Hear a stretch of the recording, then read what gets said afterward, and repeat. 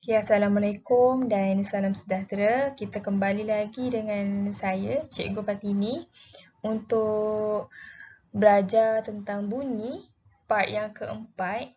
Maksudnya bunyi yang part keempat ni adalah bunyi yang terakhir lah yang kita akan belajar pada hari ini. Okey, yang ni adalah ganjaran bintang bagi yang cemerlang. Cikgu dah ulang banyak kali. Bagi sesiapa yang dapat skor ataupun hantar tugasan, dapat kehadiran, dapat skor yang tinggi, tunjukkan attitude yang baik, perangai yang baik dalam kelas akan dapat bintang lah. Okey,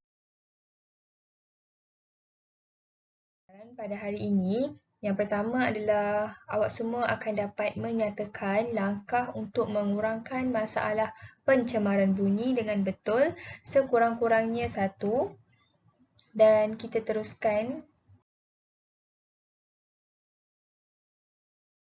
dengan pembelajaran kita pada hari ini. Okey, cikgu nak flashback balik apa yang kita belajar semalam iaitu bunyi yang berfaedah dan bunyi yang memudaratkan. Bunyi yang berfaedah ni ada 4, bunyi suara, bunyi muzik, bunyi sirens ambulan, bunyi deringan telefon. Untuk bunyi yang memudaratkan ada 3 iaitu persekitaran bising, bunyi bising kenderaan, yang ketiga bunyi bising yang didengar secara kerap ataupun didengar secara terlalu kuat. Okey, kita pergi kepada mengurangkan pencemaran bunyi. Hari ini kita akan belajar cara untuk mengurangkan pencemaran bunyi sebab kita dah belajar bunyi ni ada bunyi yang berfaedah, bunyi yang memudaratkan. Jadi, bunyi yang terlalu kuat atau bunyi yang tidak dapat diingini, bunyi yang tidak diingini dapat dikurangkan supaya lebih senyap atau kurang jelas. Maksudnya, untuk bunyi yang terlalu kuat ni, kita ada cara dia untuk kurangkan bunyi tersebut supaya bila kita dengar, telinga kita tak rosak lah. Kita dapat melindungi telinga kita. Okey, cara mengurangkan pencemaran bunyi. Yang pertama, menggunakan pelindung telinga. Dan yang kedua, penggunaan penyerap bunyi. Teruskan. Okey, untuk mengurangkan pencemaran bunyi, dekat sini kita boleh menggunakan pelindung telinga. Yang ni nampak kan? Cikgu bulatkan dulu. Okey, yang warna oranye ni, yang dia pakai adalah petugas di landasan kapal terbang menggunakan pelindung telinga untuk melindungi telinga supaya tidak rosak akibat bunyi pesawat yang terlalu kuat. Selain daripada pekerja yang menggerudi tanah, kita juga boleh nampak pelindung telinga ni boleh dipakai semasa petugas di landasan kapal terbang. Maksudnya, ataupun untuk askar yang perlu mengendalikan tempat-tempat penembakan berlaku. Maksudnya kan kalau bunyi tembakan tu kuat, kita pun kena pakai juga pelindung telinga. Samalah macam dekat landasan kapal terbang pun pakai pelindung telinga.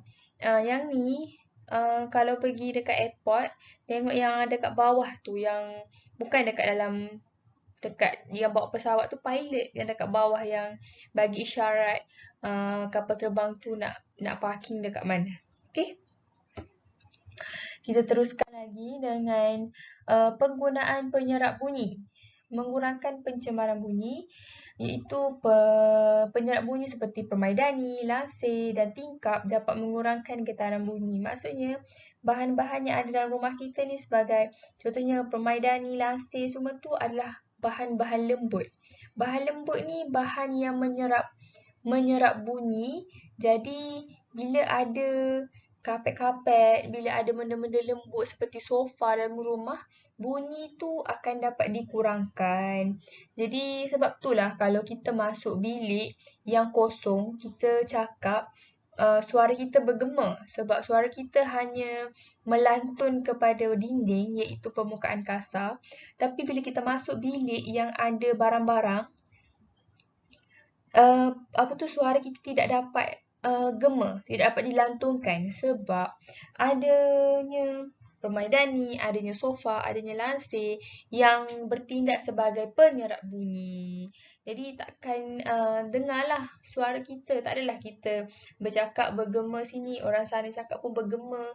Jadi bila semua bergema, kita tak dapat mendengar mana satu suara yang kita nak dengar. Jadi dengan adanya benda-benda lembut dalam rumah ni, boleh menyerap bunyi.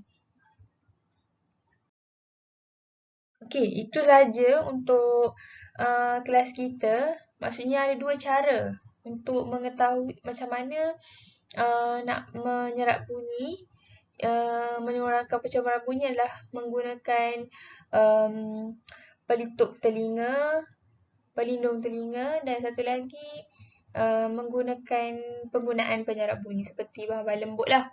Okey, yang ni adalah tugasan. Tugasan yang pertama. Jawab semua soalan yang diberikan dalam gambar tersebut. Tuliskan jawapan dalam buku sains. Ambil gambar. Yang ketiga, hantar gambar melalui WhatsApp kepada cikgu, PM.